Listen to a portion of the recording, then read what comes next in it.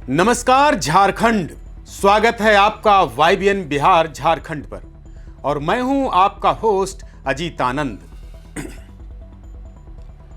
साथियों, आज की यह रिपोर्ट झारखंड की राजनीति का वो काला पन्ना है जिसे पढ़ने की हिम्मत शायद ही किसी और मीडिया हाउस ने की होगी। क्या झारखंड की सियासत में एक ऐसा तूफान आने वाला है जिसके आगे हेमंत सोरेन का तीर धनुष और कांग्रेस पार्टी के हाथ का पंजा कांपने लगेगा? क्या रांची से लेकर दिल्ली तक की नींद उड़ाने वाला कोई मास्टर स्ट्रोक प्लान तैयार हो चुका है? आज की इस विशेष रिपोर्ट में हम उन रहस्यों से पर्दा उठाएंगे जो आपकी कुर्सी छोड़ने पर मजबूर कर देंगे। तो साथियों, अगर आप झारखंडी हैं, झारखंड के रहने वाले हैं और अपने राज्य की राजनीति में दिलचस्पी रखते हैं तो इस वीडियो को अंत तक जरूर देखिएगा, क्योंकि आखिर में जो डेटा मैं आपको बताऊंगा वो आपके रोंगटे खड़े कर देगा। तो चलिए बिना देर किए वीडियो शुरू करते हैं। झारखंड में इस वक्त हेमंत सोरेन की सरकार है और वो मुख्यमंत्री हैं, जिसे कांग्रेस पार्टी और आरजेडी का अटूट समर्थन हासिल है। इस गठबंधन की पूरी ताकत टिकी है आदिवासी मुस्लिम दलित समीकरण पर। लेकिन साथियों, इतिहास गवाह है कि जब जब किसी ने अपने वोट बैंक को अपनी जागीर समझा है, तब तब वक्त ने एक एक्स फैक्टर भेजा है। इस बार वो एक्स फैक्टर हैं बैरन असदुद्दीन ओवैसी और नगीना के शेर चंद्रशेखर आजाद। याद कीजिए साल 2025 का बिहार विधानसभा का चुनाव। सीमांचल की 5 सीटों पर असदुद्दीन ओवैसी ने वो पतंग उड़ाई कि तेजस्वी यादव का मुख्यमंत्री बनने का ख्वाब हवा में उड़ गया। इसके साथ ही कांग्रेस पार्टी का मोहब्बत की दुकान खोलने का सपना कागजों में ही धूल फांक रहा है। और देखिए साथियों, महाराष्ट्र में महाविकास आघाड़ी को जो जख्म असदुद्दीन ओवैसी ने दिए हैं, क्या अब वही इतिहास झारखंड में दोहराया जाएगा? सवाल यह नहीं है कि असदुद्दीन ओवैसी चुनाव लड़ेंगे या नहीं, सवाल यह है कि क्या असदुद्दीन ओवैसी और चंद्रशेखर आजाद का मुस्लिम दलित गठजोड़ झारखंड में मोहब्बत की दुकान पर भी ताला लगाने जा रहा है? तो आइए साथियों, अब अपनी कुर्सी की पेटी बांध लीजिए, क्योंकि मैं उन 25 सीटों का नाम लेने जा रहा हूं जहां मुस्लिम और दलित वोटर तय करते हैं कि कौन राजा बनेगा और कौन रंक। नंबर 1, संथाल परगना का अभेद्य किला, पाकुड़, राजमहल और जामताड़ा। ये 3 ऐसी सीटें हैं जहां मुस्लिम आबादी का प्रतिशत 35 से 40 के बीच है। यहां अकील अख्तर जैसे कद्दावर नेताओं का AIMIM में शामिल होना कोई मामूली बात नहीं है। इसके अलावा मधुपुर, सारठ, गोड्डा, महागामा और पोड़ैया घाट में मुस्लिम और पिछड़ी जातियों का समीकरण इतना मजबूत है कि अगर असदुद्दीन ओवैसी का मजलिसी जादू चला तो यहां कांग्रेस पार्टी और हेमंत सोरेन का पैर उखड़ना तय है। अब आते हैं दूसरे नंबर पर कोयलांचल और उत्तरी छोटा नागपुर की।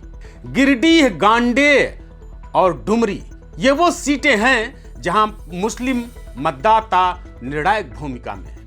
कल्पना सोरेन जिस गांडे से आती हैं, वहां भी मुस्लिम आबादी की अहमियत छिपी नहीं है। इसके अलावा बगोदर, बरही, बरकठा और हजारीबाग की जमीन पर चंद्रशेखर आजाद की आजाद समाज पार्टी दलित युवाओं को एक नया विकल्प दे रही है। अब हम तीसरे नंबर की बात करेंगे, धनबाद और पलामू का दंगल। धनबाद के औद्योगिक बेल्ट में झरिया, धनबाद, निरसा, सिंदरी और टुंडी, इन 5 सीटों पर दलित मुस्लिम एकता का एक ऐसा विस्फोटक मिश्रण तैयार कर रही है जो किसी भी पुराने समीकरण को उड़ाकर रख सकता है। साथियों, इसके अलावा वहीं डाल्टेनगंज, गढ़वा, हुसैनाबाद, लोहरदगा और रांची की हटिया सीट पर हार जीत का फैसला बहुत मामूली अंतर से होता है। अब हम 5वें नंबर की बात करेंगे। अति संवेदनशील वो सीटें जहां ओवैसी बनेंगे सुपर स्पाइडलर। अब कान खोलकर सुनिए उन 5 सीटों का कच्चा चिट्ठा जहां पिछली बार जीत का अंतर इतना कम था कि अगर असदुद्दीन ओवैसी का उम्मीदवार वहां सिर्फ एक सभा भी कर ले तो सरकार बदल जाएगी। आइए इसे समझते हैं। नंबर 1, जामताड़ा। पिछली बार यहां कांग्रेस के इरफान अंसारी जीते थे, लेकिन इस सीट पर मुस्लिम आबादी 35% से ज्यादा है। यहां असदुद्दीन ओवैसी का बढ़ता क्रेज इरफान अंसारी की राह में कांटे बिछा रहा है। अगर असदुद्दीन ओवैसी ने यहां अपना शेर उतार दिया तो कांग्रेस पार्टी का यह मजबूत किला ताश के पत्तों की तरह ढह सकता है। अब हम दूसरे सीट मधुपुर की बात करेंगे। यहां का उपचुनाव और पिछला चुनाव याद कीजिए, कांटे की टक्कर रही है। हाफिजुल हसन झारखंड मुक्ति मोर्चा के लिए यहां असदुद्दीन ओवैसी की एंट्री सबसे बड़ा सिरदर्द है। अगर यहां दलित और मुस्लिम वोट बंट गए तो महागठबंधन का सुपड़ा साफ होना तय मानिए। अब हम बात करेंगे तीसरे नंबर की हटिया सीट की। राजधानी रांची की यह सीट हटिया हमेशा से दिलचस्प रही है। यहां दलित और अल्पसंख्यक वोट काफी प्रभावशाली हैं। पिछले चुनाव में जीत हार का अंतर बहुत ज्यादा नहीं था।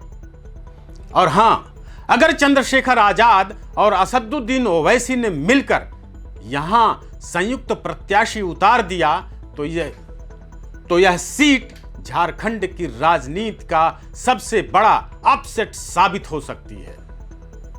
साथियों, अब हम बात करते हैं 4 नंबर पाकुड़ की। यहां मुस्लिम आबादी करीब 45% है। कांग्रेस के आलमगीर आलम का यह मजबूत गढ़ माना जाता रहा है, लेकिन अकील अख्तर के AIMIM में जाने के बाद यहां सियासी सुनामी आ चुकी है। पाकुड़ का मुसलमान अब दिल्ली की राजनीति नहीं, अपनी स्थानीय लीडरशिप की बात करने लगा है। अब हम बात करेंगे 5वें नंबर के हुसैनाबाद की। पलामू की यह सीट रणनीतिक रूप से बहुत महत्वपूर्ण है। यहां मुस्लिम, दलित और पिछड़ी जातियों का त्रिकोण मिश्रण है। असदुद्दीन ओवैसी और चंद्रशेखर का मास्टर प्लान इसी त्रिकोण को तोड़ने का है। साथियों, यहां जीत का अंतर अक्सर 5000 वोटों से भी कम रहता है, जहां असदुद्दीन ओवैसी की पतंग सबसे ऊंची उड़ सकती है।